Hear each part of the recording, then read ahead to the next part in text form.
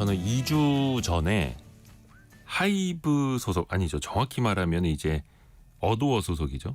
뉴진스 멤버들이 영상을 유튜브에 하나 올린 걸 보고 깜짝 놀랐습니다. 2주 이내에 민희진 대표님을 복귀시켜달라. 25일까지다라고 이제 통보를 했죠. 하이브를 향해서. 그것도 아이돌 그룹 멤버들이 매우 심각한 표정과 내용으로.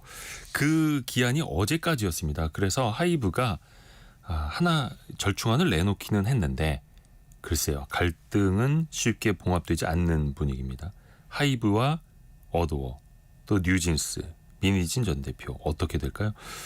조언을 한번 구해보죠. 유진투자증권 애널리스트입니다. 엔터 업종을 담당하는 이현지 연구원 전화 연결합니다. 연구원님 안녕하세요. 안녕하세요. 연지입니다. 오랜만이십니다. 안녕하세요. 어제 그래서 이제 하이브가 뉴진스 멤버들의 요청에 응답을 했는데 일단 그 내용을 보면은 민희진 전 대표 사내이사까지는 복귀시켜주겠다. 뉴진스의 프로듀싱을 계속해라. 근데 대표이사직은 안 된다 이거예요? 네, 맞아요. 이게 어떤 판단이 깔린 걸까요? 이게 너무 예전부터 4월부터 진행된 이슈로 좀 돌아가 봐야 됩니다. 네. 그 4월 달에 이제 한번 처음으로 이 문제가 불거졌어요. 네. 그래서 이 민희진이라고 하는 사람을 어두워 대표 자리에서 내리기 위해 하이브가 굉장히 노력을 많이 했었단 말이죠. 네. 그래서 시간과 비용을 들여가며 4달, 5달 싸워가면서 지난 이제 민희진 대표를 그 어두워 대표 자리에서 겨우 끌어내렸는데 힘들게 끌어내렸는데 다시 대표 복귀를 시키면 그간의 노력들이 무산되는 거잖아요.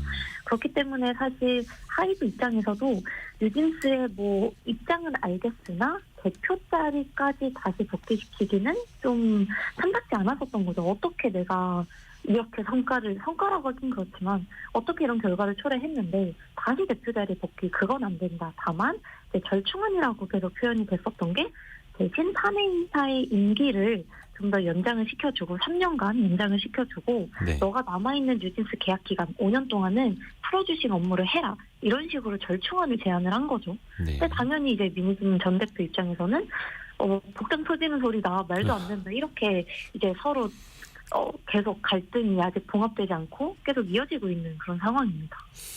그러니까요. 어제 바로 이제 민희진 전 대표 측의 성명이 나왔습니다만 말장난에 불과하다 이렇게 받아치더라고요. 그렇죠. 그러니까 이제 본인도 올해 8월 달에 이제 어두워 이사회에서 민희진 전 대표를 이제 해임을 통보를 했는데 사실 그 전에 하이브가 민희진 전 대표를 이제 대표 자리에서 내리기 위해서 냈었던 거에 대해서 민 대표가 가처분 소송을 했었고 그때는 이제 법원에서 해임에 대한 적법한 사유가 없다라고 결론이 났었는데 네. 왜 이거에 대해서 갑자기 나를 법원에 결과가 있는데도 왜 나를 대표 자리에서 해임을 시키고 복귀가 안 되냐. 이거는 말장난이다. 이런 식으로 지금 되게 첨예한 대립이 계속 이어지고 있는 상황입니다. 그래서 민희진 전 대표는 나는 다시 대표이사로 돌아가야 한다. 이거를 그럼 계속 주장을 하는 걸까요? 맞습니다. 그냥 사내이사 원 오브 댐 이걸로는 안 된다. 그렇죠. 그러니까 굳이 표현을 해본다면 네. 이제 초창기 이 모든 문제가 일어난 거는 사실 배신은 맞지만 배임은 아니다라는 이 입장을 고수하는 것 같아요.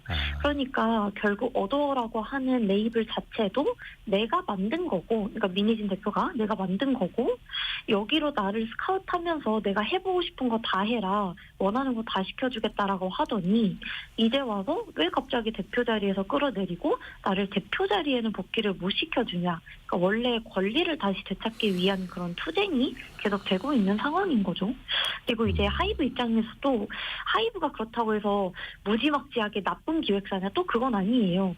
그러니까 이게 참 각자의 입장을 생각해보면 다 억울하죠. 예. 억울한데 하이브도 사실 지금 멀티 레이블 체제로 운영이 되고 그쵸. 있잖아요. 예. 네, 근데 이제 다른 레이블들은 경영이랑 제작 파트가 분리되어 있습니다. 근데 어도어만 하나로 통일해서 운영하기에는 또 어떤 하나의 선례가 남겨줄 수 있는 거죠. 그쵸. 그렇기 때문에 하이브 입장에서도 똑같은 레이블처럼 다른 레이블처럼 분리하겠다.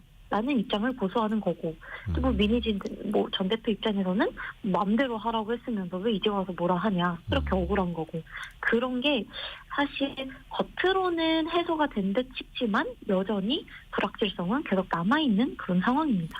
그러니까 민희진 전 대표 사례가 하이브 산하 다른 레이블에서 또 발생을 하면 그때는 어떻게 할 것이냐, 이런 또 선례가 될 수도 있는 거고요. 하이브 그렇죠, 입장에서는. 맞습니다. KBS 콩으로 백현실님이 초등생 아이도 관심 있는 뉴스 기사네요. 뉴진스 너무 좋아해요, 이렇게 보내주셨는데, 요즘 저희 집에서도 이제 초등학생들, 중학생이 그런 이야기 많이 합니다. 뭐 뉴진스 때문에 어떤 그룹도 이미지가 어떻게 됐어, 누가 뭐 때문에 욕을 많이 먹고 있어, 이게 아이들이 맞아요. 더 많이 알고 있습니다. 이게 참 일단 네. 2주 전에 그 뉴진스 멤버들이 유튜브에 영상을 올리면서 이제 멤버들이 민희진 전 대표의 복귀를 요구한 거잖아요. 그쵸. 근데 그거는 지금 하이브가 사실상 거절을 한 거죠. 그러면 그쵸. 이제부터 뉴진스 멤버들은 어떤 선택을 하게 될까요? 물론 이게 예측이 어려운 면이 있습니다만. 그쵸. 이게 정말 사람 마음인지라 예측하기가 굉장히 어려운데요. 그렇죠, 사실은. 네, 뭐 만약에 이제 최악의 시나리오를 가정을 해본다면, 항상 최악을 저희는 또 생각하니까 최악의 경우는 위약금을 내고서라도 전속 계약 해지 통보를 할 가능성도 열어놓고는 봐야 합니다. 위약금 내고 어더워 하이브 네. 나가겠다. 그쵸. 이제 정말 최악의 경우에. 근데 그렇게 되면은 이제 수천억 원에 달하는 금액을 내야 되기 때문에 우선 뭐 시장에 거론되는 금액으로만 보더라도 최소 4천억, 5천억까지는 거론될 수 있다. 왜냐하면 그 표준 계약서상의 내용을 보면은 그 남아있는 계약 기간에 대해서 이제 월로 또 산정해서 그 위약금을 물어줘야 되거든요. 직전 연도 매출액 대비해서. 뭐 그런 뭐 복잡한 과정이 있기 때문에 어찌됐건 몇 천억씩이나 드리고 나서 계약 해지를 하고, 또 심지어 뉴진스라는 그룹 이름, 그리고 버니즈라고 하는 팬덤명 자체의 IP가 어도어에 귀속이 되어 있기 때문에 만약에 뉴진스 멤버들이 어도어에서 나오게 된다고 하면 그 그룹명을 계속해서 쓰기도 또 어렵습니다. 네, 그래서 뭐 어떻게 될지는 모르겠습니다만 어쨌든 하이브에서 말하기로는 뭐 10월 17일에 임시주총을 연다고 하니 그때 어떤 안건들이 논의되냐에 따라서 향후 선택이 좀 달라지지 않을까, 그렇게는 좀 예상을 하고 있습니다. 그래서 예전에 뭐 다른 아이돌 그룹들을 보더라도 이제 탈퇴를 했을 때 팀 이름을 이제 바꾸는 경우들 거의 다 이제 볼 수 있었고요. 그 IP는 맞습니다. 그 법인 소속으로 되어 있기 때문에, 그러면 예를 들어서 위약금이 4천억, 5천억에 이를 수 있다. 그러면 이 부분이 불공정하다, 불합리하다라고 소송을 또 제기하면서 대응하는 방안도 또 있을 수도 있지 않을까요? 뭐 그럴 수도 있겠죠. 그런데 이게 이제 그 표준 계약서를 살펴보면은 뭐 대중문화 뭐 표준 계약서 뭐 이런 게 있어요. 네. 근데 거기에 이제 뭐 계약 기간 초기 계약 7년 내에 어떤 사유로 인해서 계약을 해지하게 될 경우에 어떤 식으로 위약금을 물어내야 한다라는 그 내용이 있습니다. 근데 이제 만약에 여기서 뉴진스, 즉 민희진과 뉴진스가 소송을 제기한다면 이거는 뉴진스라는 가수가 문제가 있어서 계약을 해지할 경우에 위약금을 내는 것이고, 우리는 부당한 대우를 받았기 때문에 계약 해지 통보를 하는 것이니 이거에 대해서는 불합리하다라는 또 내용이 나올 수도 있겠죠. 그러니까 하이브 잘못으로 우리는 계약 해지 통보를 하는 것이다, 이렇게 흘러갈 경우에는 또 이제 힘들어지는 거죠. 싸움이 길어지기 때문에. 그 엔터 쪽 업계 그런 말이 있더라고요. 템퍼링? 그죠? 템퍼링이라고. 예, 돈을 주고 빼가는 거죠. 위약금 얼마야? 우리가 다 내줄게. 우리 쪽으로 넘어와. 우리랑 하자. 이건데, 그쵸. 물론 이제 뭐 뉴진스는 뭐 그런 사례일지 아닐지는 모르겠습니다만, 이거를 나중에 그 위약금을 우리가 투자해주겠다라고 하면서 나타나는 투자자도 생길 수는 있지 않을까요?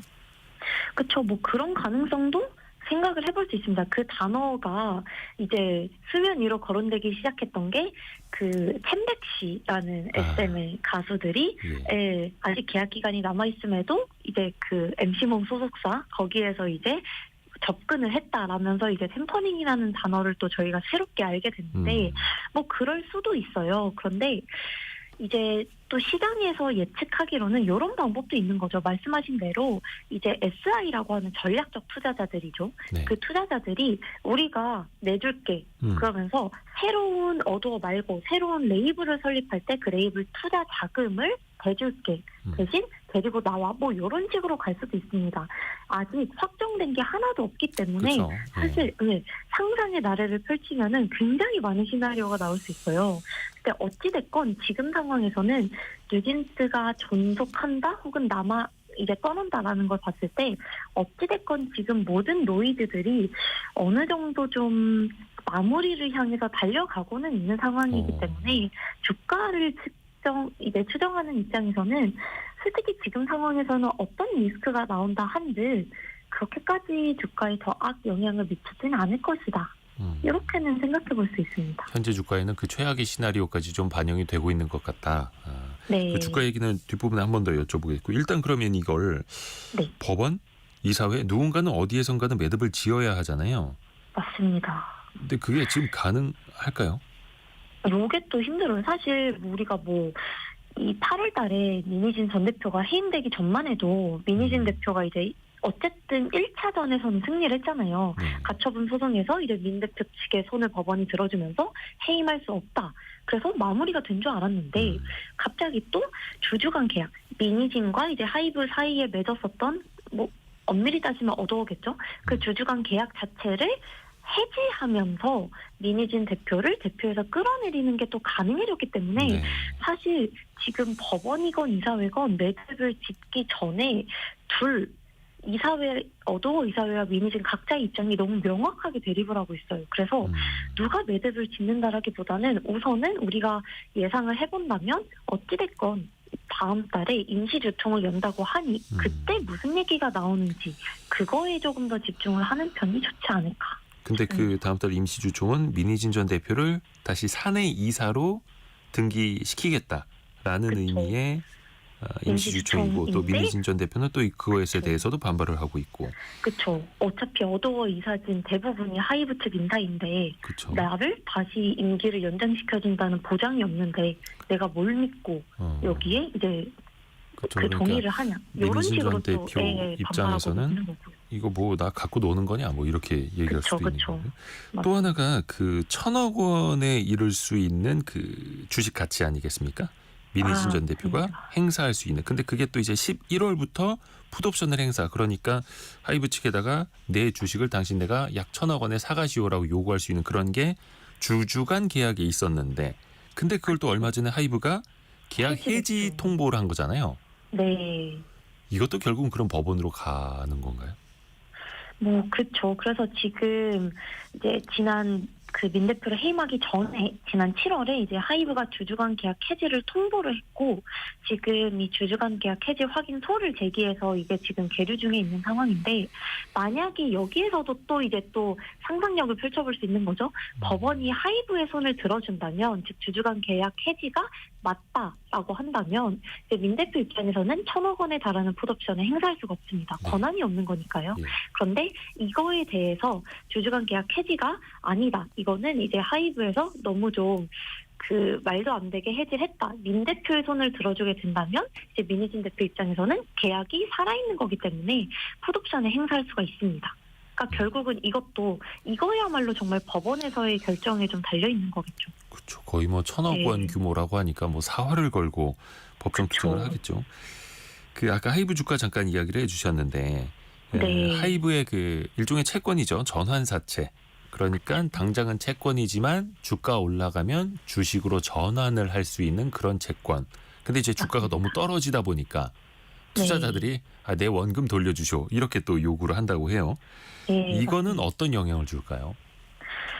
이것도 참 갑갑한 상황이에요. 예. 이게 어제 종가 기준으로 하이브의 주가가 연초 대비 한 34% 정도 빠져있는 상황입니다. 아이고. 근데 이게 계속 주가가 흘러내리고 있는 게 올해 4월부터 경영권 분쟁이 시작되면서 너무 피로도가 쌓인 거예요. 그러면서 주가가 이제 회복을 못하고 있는 상황인데 3년 전에 2021년에 하이브가 4천억 원 규모의 전환사채 저희가 이제 CB라고 얘기하는데 이 4천억 규모의 CB를 발행을 했습니다. 한참 잘 나갈 때. 예. 근데 그때 이제 2021년에 4천억의 전환사채를 왜 발행했냐면 두나무 지분 그때 취득하려고 그때 막 NFT 붙고 막 이러던 시절이어가지고 네. 그때만 해도 주가가 좋았어요. 그때 발행 당시에 이 12의 전환가가 38만 5,500원이었습니다. 아, 쉽지 않죠. 근데 지금 이게 두 배가 심지어 넘네요. 그렇죠. 네. 그런데 이때 너무 시장이 좋았기 때문에 어떤 조건이 또 있었냐면 표면 이자가 0%입니다. 그리고 리픽싱, 그러니까 전환가액이 주가가 조정되면서 이제 전환가액 자체를 조정할 수 있는 그런 리픽싱 조건도 없습니다. 그러니까 결국 이 4천억 원의 시비를 가지고 있는 투자자들은 주가가 38만 5,500원보다 높아져야지 수익을 보는 구조인데 지금 반토막 난 상황에서 주가가 빠지고 있으니까 당연히 기존 투자자들이 조기 상환을 하고 싶은 거죠. 만기가 2026년인데 38만 원까지 갈 보장이 없다라고 보는 거예요. 그러니까 내 돈 돌려주소. 이렇게 조기 상환을 요청하고 있는데 이 조기 상환을 요청한 비율이 지금 거의 60% 정도에 달하고 있고요. 지금 이 12 전환 조기 상환을 신청할 수 있는 기간이 아직 일주일 정도 더 남아있기 때문에 지금 상황에서는 이 조기 상환을 해달라라고 하는 니즈가 더 높아질 수밖에 없습니다. 그렇게 되면은 이제 11월 초에 하이브 입장에서는 이 4천억 원에 대한 조기 상환 요구한 투자자들한테 돈을 갚아야 되는 상황이고요. 그래서 이번에 이제 차환을 위한 시비를 또 발행을 합니다. 4천억 규모로요.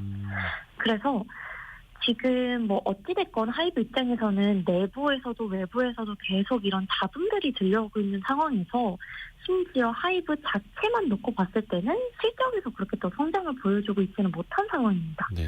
계속 실적이 1분기도 미스, 2분기도 미스 이러다 보니까 지금 주가 반등을 어쨌든 모두가 원하는 게 주가 반등이잖아요. 네.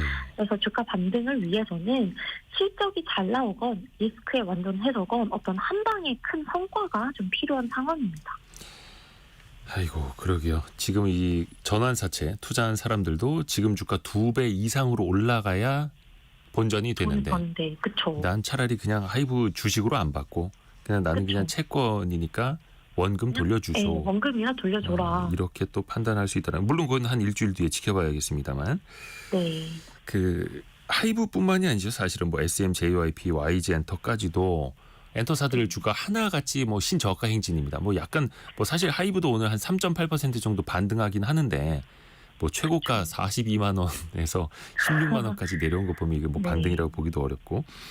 어떻습니까? 좀 어떻게 반등의 계기 엔터산업 전반적으로 좀 안 보입니까? 좀 많이 힘든 상황이었죠. 한숨부터. 예, 정말 악몽을 꾸던 지난 시간을 보냈는데 사실 이게 어떻게 생각해보면 주가가 빠지는 게 제가 좀 너무 과격한 표현일 수 있지만 당연할 수밖에 없던 시기였습니다. 저희 작년에 생각해보시면 앨범이 너무 잘 팔렸어요. 그냥 뭐만 내도 다 팔리던 시기였단 말이에요. 네. 연간 1억 1천만 장이 팔리던 그 앨범에 거품이 껴있었던 거예요.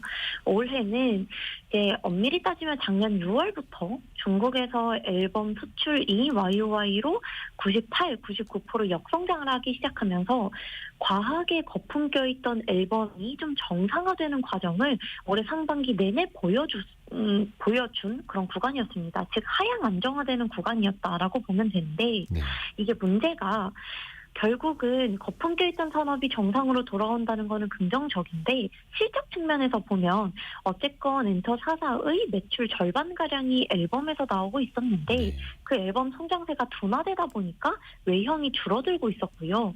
더 안 좋은 상황은 뭐였냐면 올해 이 아티스트 사이클적으로 신인들 데뷔가 굉장히 많았습니다. 요새 또 신인 데뷔하면 또 돈 많이 들어가거든요. 그러다 보니까 외형은 줄어들고 있는데 신인 데뷔도 많았고 또 웬만큼 투자에서는 성과를 못 내니까 앨범이나 어떤 신보로 컴백하는 스케줄일 때 제작비를 많이 들였습니다.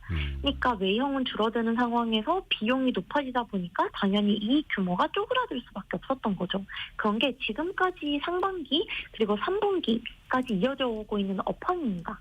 그래서 숫자로 증명을 못하고 있기 때문에 당연히 멀티플 자체는 바닥에 붙어있는 상황이지만 엔터가 계속 흘러내릴 수밖에 없었던 거죠. 한 방의 성과가 없었기 때문에. 근데 그래도 긍정적이라고 본다면 올해 4분기, 이제 10월부터 도래하는 올해 4분기부터는 콘서트 목의 규모라든지 네. 아니면 콘서트 가격, 콘서트 하는 지역, 그리고 음원에서의 성과 이런 게 우리가 잘 모르겠지만 굉장히 성과가 점점 높아지고 있긴 합니다.